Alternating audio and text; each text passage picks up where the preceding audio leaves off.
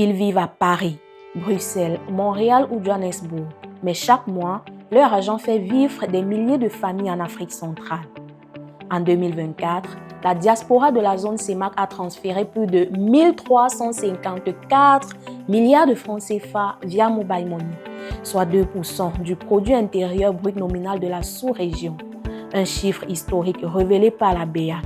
Season Media vous dit tout. Il est bien loin le temps des longues files devant les microfinances. Aujourd'hui, un simple téléphone suffit pour envoyer de l'argent au Cameroun, au Gabon, au Congo, au Tchad, en République centrafricaine ou en Guinée équatoriale.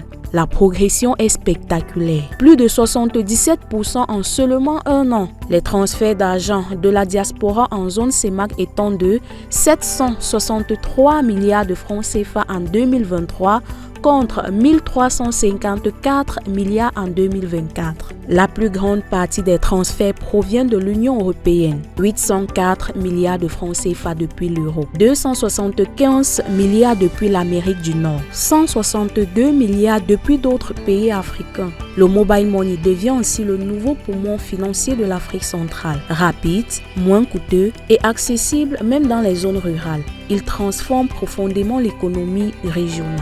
Mais comment la CEMAC se positionne-t-elle face aux autres diasporas africaines? Dans la partie septentrionale du continent, l'Égypte est tout simplement le premier pays africain en matière de transfert de diaspora. Le pays a reçu environ 22 à 24 milliards de dollars par an ces dernières années selon la Banque mondiale. Les fonds proviennent surtout des pays du Golfe, d'Europe et des États-Unis. L'Afrique de l'Ouest, quant à elle, remporte la médaille d'argent des transferts de la diaspora. Le Nigeria domine largement avec environ 19 à 20 milliards de dollars envoyés chaque année par sa diaspora. À lui seul, le Nigeria reçoit près de 8 fois plus que toute la CEMAC. Puis vient le Sénégal qui impressionne également.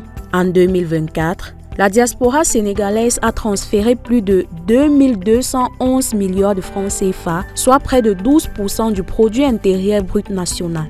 L'Afrique de l'Est reste la région la plus avancée technologiquement grâce au mobile money.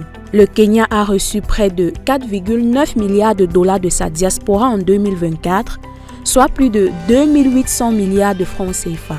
Le pays s'appuie sur M-Pesa, devenu un outil au quotidien. Paiement des factures, salaires, transports, crédits et commerce. Le Kenya reçoit ainsi à lui seul davantage tous les transferts mobile money de la zone CEMAC réunie. Le Zimbabwe fait partie des pays africains les plus dépendants de sa diaspora. En 2005, environ 2,45 milliards de dollars ont été envoyés vers le pays. Ces fonds permettent à de nombreuses familles de faire face à l'inflation, aux crises économiques et au chômage. Derrière chaque notification mobile money, il y a des frais de scolarité payés, des loyers réglés, des soins médicaux financés ou encore de petits commerces qui survivent.